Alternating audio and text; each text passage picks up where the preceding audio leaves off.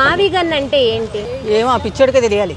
అదే భాష కూడా తెలియదు అసలు వాడికి, అసలే అదే భాష కూడా తెలియదు. తెలుగు కాదు, ఇంగ్లీషు కాదు, వీడని కొత్త కనిపెట్టాడేమో భాష పిచ్చోడు, మరి అతనికే తెలియాలి.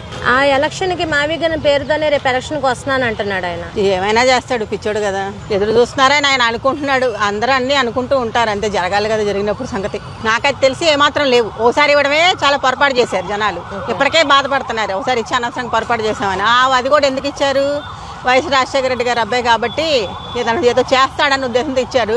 వీడి పిచ్చి అర్థమైపోయింది కాబట్టి ఇంకోసారి ఇచ్చే అవకాశం లేదు. అప్పటికి అమరావతి అయిపోతుంది, అంతా క్యాపిటల్ అంతా డెవలప్ అయిపోద్ది, వాళ్ళు చెప్పేదే ఉండదు ఎవరు. మావిగన్ అంటే ఏంటండి? విజయవాడ, గుంటూరు, మచిలీపట్నం.